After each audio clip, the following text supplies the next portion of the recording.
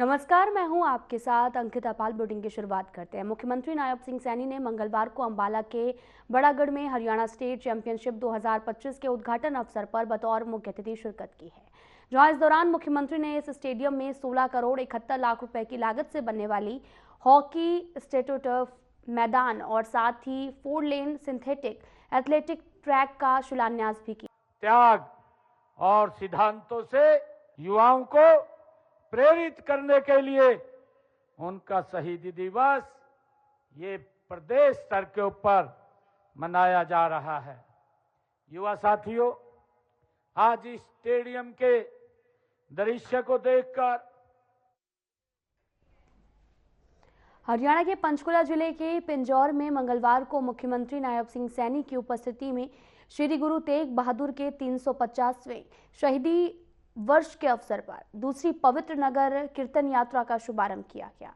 इस दौरान मुख्यमंत्री ने गवर्नमेंट पॉलिटेक्निक अंबाला का नाम श्री गुरु तेग बहादुर के नाम पर रखने की घोषणा की है। श्री गुरु तेग बहादुर जी के केवल सिख समुदाय या भारत ही नहीं बल्कि आपको बताते चलें कि धर्म रक्षा के संदेश को जन जन तक पहुंचाने का महत्वपूर्ण प्रयास है।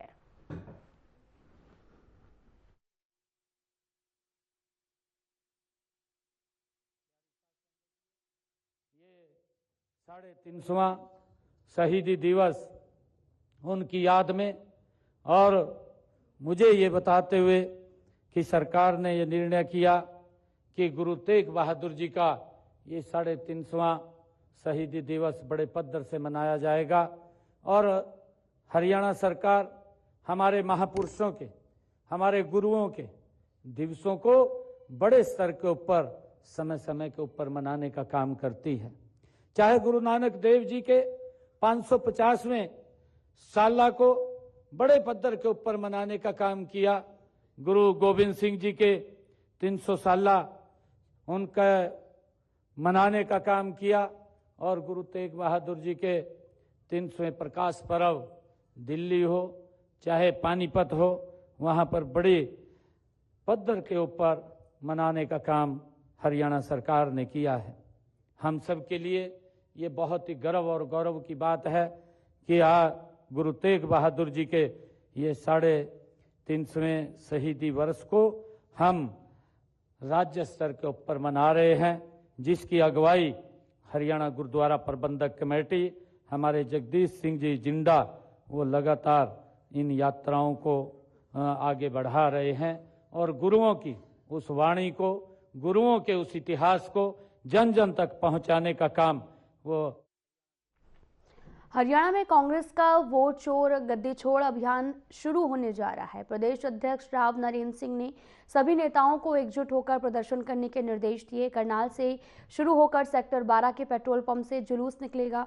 जिला उपायुक्त को राष्ट्रपति के नाम ज्ञापन सौंपा जाएगा। प्रदर्शन की विस्तृत रिपोर्ट प्रदेश और राष्ट्रीय मुख्यालय को भेजी जाएगी।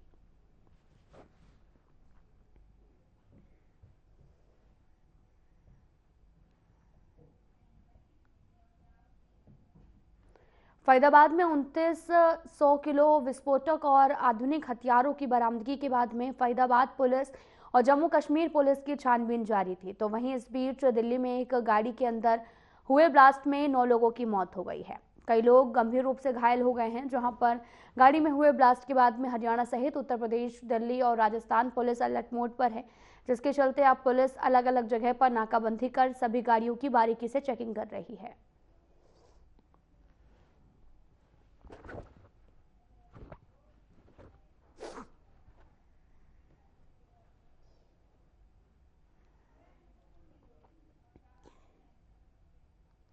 दिल्ली के लाल किले के पास हुए धमाके के बाद में हरियाणा के बहादुरगढ़ में सुरक्षा एजेंसियां अलर्ट पर हैं। टिकरी बॉर्डर पर हाई अलर्ट घोषित करते हुए भारी पुलिस बल तैनात किया गया है और हर वाहन की सघन जांच की जा रही है। आपको बताते चलें कि संदिग्ध व्यक्तियों पर कड़ी नजर भी बनाई जा रही है, और कमिश्नर राजश्री सिंह और डीसीपी मयंक मिश्रा ने टिकरी बॉर्डर और MIEE चौकी पर सुरक्षा व्यवस्था का जायजा लिया। अधिकारियों को निर्देश दिए कि कोई भी वाहन बिना जांच के बॉर्डर पार न करे। कमिश्नर राजश्री ने बताया कि ये कदम एहतियातन सुरक्षा उपायों के तहत उठाया गया है। बहादुरगढ़ और बातली क्षेत्र में कुल 9 नाके भी किए गए। वहीं मेट्रो स्टेशन और होटल में जांच चल रही है।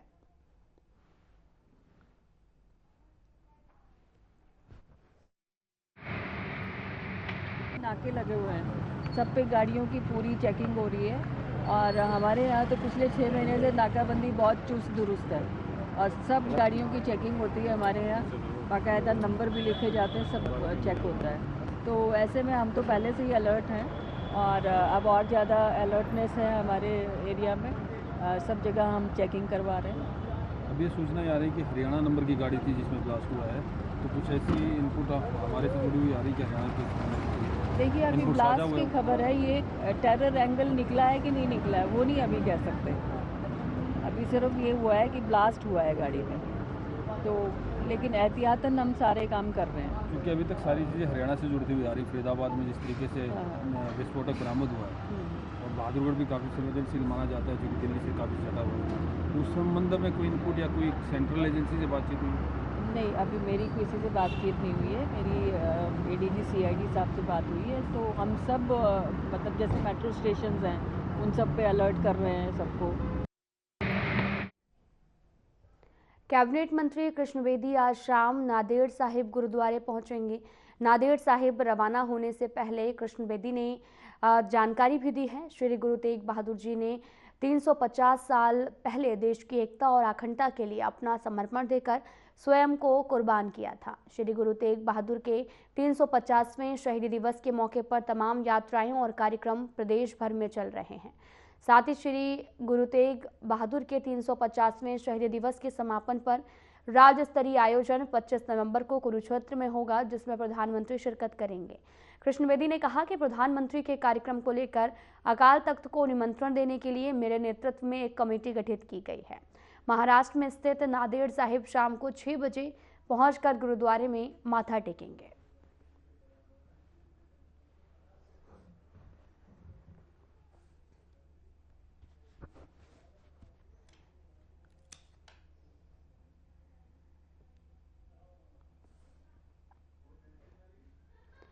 दिल्ली ब्लास्ट पर बागेश्वर धाम के धीरेन्द्र शास्त्री ने कहा कि विदेशी ताकतें भारत को तोड़ने की साजिश रच रही हैं और साथ ही इस दौरान उन्होंने मृतकों के प्रति शोक जताया। घायलों के शीघ्र स्वस्थ होने की प्रार्थना करते हुए कहा कि देश में हुए हालिया घटनाएं जो हैं वो विदेशी ताकतों की गहरी साजिश हैं और साथ ही कुछ तत्व भारत की एकता और शांति को भंग करने की कोशिश कर रहे हैं।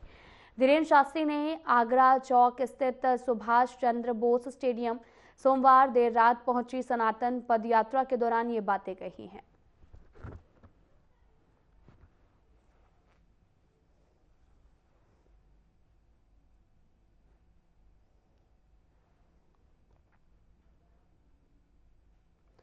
दिल्ली के लाल किले के सामने हुए कार ब्लास्ट की घटना के बाद में रेवाड़ी पुलिस पूरी तरीके से अलर्ट मोड पर है और रेवाड़ी के पुलिस अधीक्षक एसपी आईपीएस हेमंत कुमार मीणा ने सभी थाना प्रभारियों और ट्रैफिक पुलिस को तत्काल प्रभाव से आदेश जारी किए हैं। इन आदेशों के तहत में जिले के सभी 56 पुलिस नाकों पर सघन जांच चलाया जा रहा और दिल्ली पुलिस नेशनल हाईवे पर जिले की सीमा से दिल्ली की दूरी लगभग 70 किलोमीटर है, जिसके चलते गुरुग्राम और राजस्थान सहित सभी सीमावर्ती क्षेत्रों पर वाहनों की गहन जांच के बाद भी उन्हें आगे बढ़ने दिया जा रहा। रेवाड़ी पुलिस ने सभी राष्ट्रीय राजमार्गों के साथ साथ शहर के प्रमुख चौराहों जैसे कि नाईवाली चौक, झज्जर चौक, अम्बेडकर चौक और बस स्टैंड सहित मुख्य मार्गों पर पुलिस बल तैनात कर दिया गया है।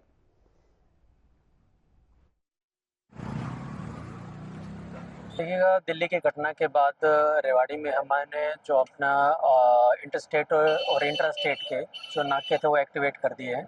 लगभग 56 के करीब ऐसे नाके हैं जो हमारे ज़िले से और हमारे जो नज़दीकी स्टेट है उनसे लगते हैं, तो वो सभी के सभी नाके एक्टिवेट कर दिए गए हैं और हर नाके पे बड़ी मुस्तैदी के साथ हमारे मुलाजमान हैं जो चौकी इंचार्जेज है, SHOs हैं, वो गाड़ियों की आवाजाही की अच्छे से चेकिंग कर रहे हैं और जो भी संदिग्ध ऐसा वाहन दिख रहा है उसे पूछताछ करके उसके कागजात है जो उनकी अच्छे से चेकिंग की जा रही है।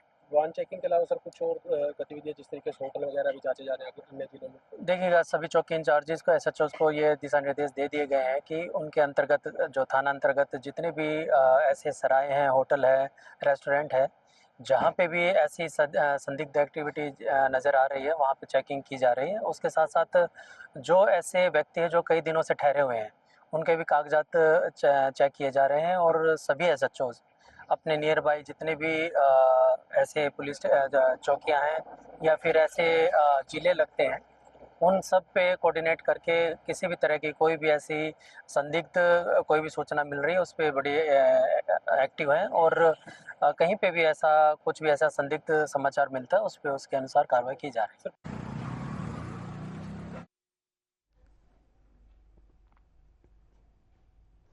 दिल्ली में सोमवार शाम लाल किले के पास हुए बम धमाके के बाद में जुलाना पुलिस पूरी तरीके से अलर्ट पर है। किसी भी अप्रिय घटना को रोकने और क्षेत्र में कानून व्यवस्था बनाए रखने के लिए रोहतक बॉर्डर और प्रमुख मार्गों पर नाकाबंदी की गई है। साथ ही थाना प्रभारी रविंद्र कुमार के नेतृत्व में पौली गांव के पास नेशनल हाईवे 352 पर वाहनों की सघन जांच जारी है। साथ ही पुलिस टीम संदिग्ध वाहनों, लावारिस वस्तुओं और व्यक्तियों की तलाशी ले रही है ताकि किसी भी तरह की असामाजिक गतिविधि को रोका जा सके। काली फिल्म लगी गाड़ियों को चेतावनी देकर फिल्म उतरवाई जा रही है।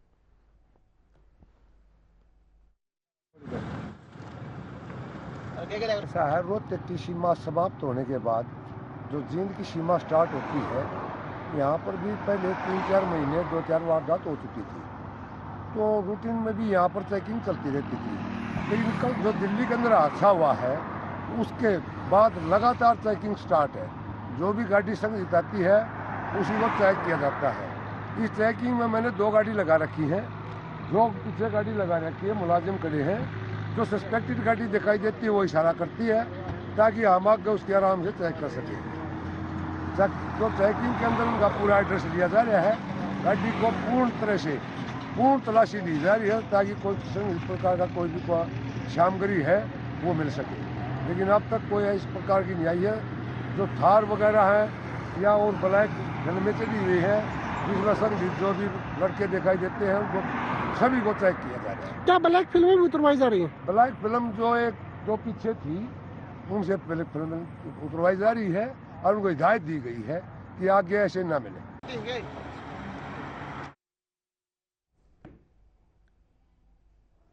हरियाणा के वित्त आयुक्त राजस्व एफसीआर डॉक्टर सुमिता मिश्रा ने चंडीगढ़ के सेक्टर 17 स्थित नए सचिवालय भवन में राज्य का नया आईटी सेल उद्घाटित किया है, जो डिजिटल गवर्नेंस और राजस्व सेवाओं के सुचारू संचालन को मजबूत करेगा।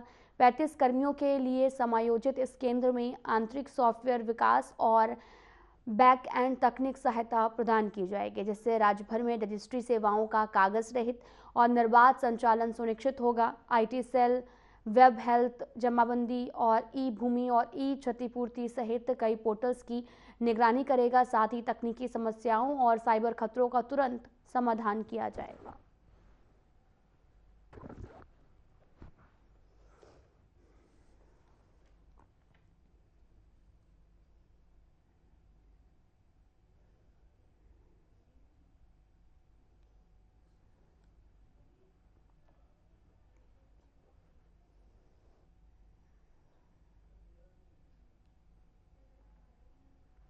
हरियाणा में सेना से सेवा पूरा करने वाले अग्निवीर सैनिकों के लिए खुशखबरी है। हरियाणा सरकार ने सेना में कार्यकाल पूरा करने वाले सैनिकों की भर्ती के लिए उम्र सीमा में छूट देने का आदेश जारी किया है। सरकारी आदेश के अनुसार ग्रुप बी और सी में भर्ती के लिए सैनिकों को उम्र में 3 साल की छूट मिलेगी। अग्निवीर के पहले बैच के लिए ये छूट 5 साल तक बढ़ाई गई है। मुख्य सचिव कार्यालय ने आदेश भी जारी किया है कि संबंधित विभागों को निर्देश दिया गया है कि वे भर्ती प्रक्रिया में इस छूट को लागू करें।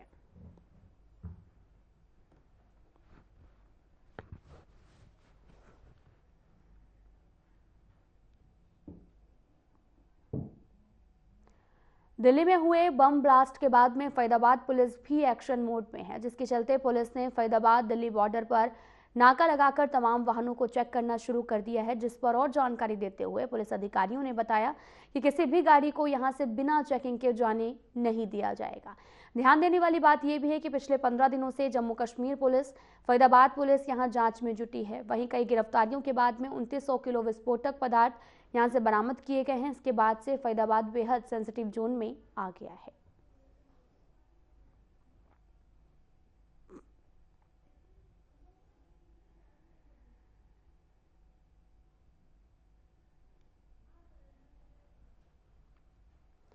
जुलाना क्षेत्र में मंगलवार शाम दिल्ली लाल किले ब्लास्ट के बाद में चल रही पुलिस नाकाबंदी के दौरान एक संदिग्ध स्कॉर्पियो गाड़ी को रोकने का इशारा किया, लेकिन चालक ने गाड़ी भगा दी। जुलाना थाना प्रभारी रविंद्र कुमार ने अपनी टीम के साथ गाड़ी का पीछा किया। संदिग्ध स्कॉर्पियो चालक पहुंचा हुआ था। मौके पर ग्रामीण भी इकट्ठा हुए। गाड़ी की तलाशी में शराब की बोतलें, पानी और अन्य खाने पीने का सामान बरामद किया गया।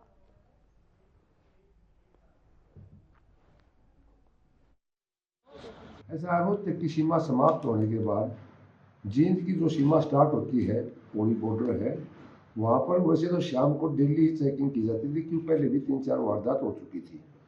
जो कल शाम को जो दिल्ली के अंदर हादसा आया है, उसके बाद लगातार वहाँ चेकिंग चली हुई थी। मैंने 2 टीम वहाँ पर चेकिंग के लिए तैयार कर रखी थी। एक टीम 1 किला आगे कर रखी थी, एक पीछे। जो भी गाड़ी संदिग्ध हालात की दिखाई देती थी, उसी गाड़ी को वो इशारा कर देते थे, हम उसको चेक कर लेते थे। एक गाड़ी काले रंग की आई, उसको उन्होंने हाथ दिया, उन्होंने गाड़ी को नहीं रोका, हमें फिर दोबारा फिर रोकाने का इशारा किया। उन्होंने उसको गाड़ी को एक बार धमी करके तेज स्पीड से भगा दी। हमने उसका पीछा किया। जो गांव पौड़ी के अंदर वो गाड़ी एंट्री करेगी, उसका पीछा हम करते करते उन्होंने गांव की गलियों में बहुत स्पीड से गाड़ी चलाई।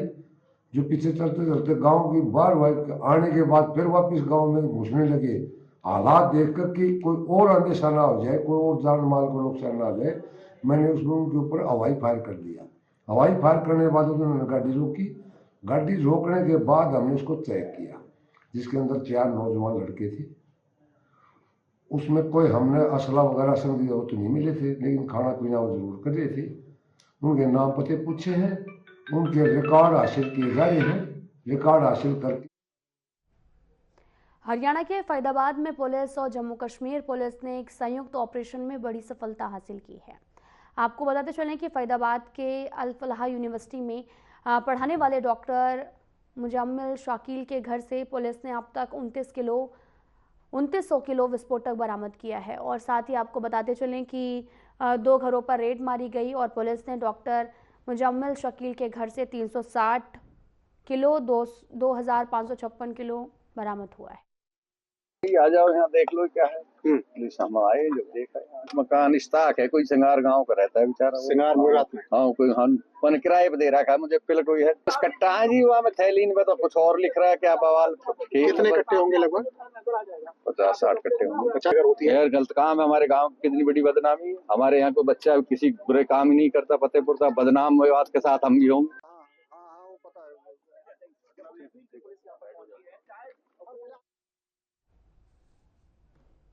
फरीदाबाद के सेक्टर 56 इलाके में क्राइम ब्रांच ने बड़ी कार्रवाई करते हुए करीब 50 से 60 किलो विस्फोटक सामग्री को बरामद किया है।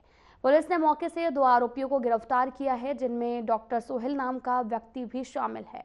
साथ ही बताया यह भी जा रहा है कि डॉक्टर सोहेल सेक्टर 56 में किराए के मकान में क्लिनिक चलाता था, जहां से ये विस्फोटक सामग्री बरामद हुई है।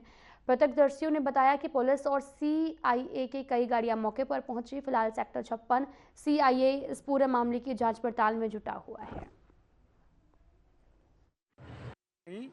बाकी सोहेल खान, कोई डॉक्टर सोहेल खान बता रहे हैं, जो सेक्टर 56 के टच में कॉलोनी है, यहाँ से उठाया गया है। क्या करता है सोहेल खान? क्लिनिक है छोटा मोटा सा इसका, तो उस क्लिनिक से उठाया है। बता रहे हैं कुछ विस्फोटक पदार्थ क्या मिला है क्या नहीं मिला पता नहीं है। बाकी यहाँ से डॉक्टर है ये? डॉक्टर बोलते हैं, अब कैसे डॉक्टर, क्लिनिक है छोटा मोटा, पता नहीं है। संदिग्ध लगता है क्या इसका कुछ काम कर रहा था ये क्लिनिक? पता कुछ? पर ऐसा कुछ जानकारी नहीं है। कुछ इसकी हरकत संदिग्ध लगती थी, लोग बता नहीं, ऐसा तो कुछ नहीं पता। बाकी ये है कि डॉक्टर का क्लिनिक खोल रखा है, वही है। विस्फोटक क्या है वैसे? घर से बरामद हुआ? जहाँ पे किराए पे था, रेंट पे, वहाँ से विस्फोटक हुआ? डॉक्टर सोहेल खान। कितने लोग थे? दोनों लेके आए जो पुलिस? ये एक वो तो सोहेल खान ही मिला है। दूसरा कहाँ से गिरफ्तार? दूसरा पता नहीं, कुछ ऐसा कहाँ से लाए हैं। करते रहो, आप करो।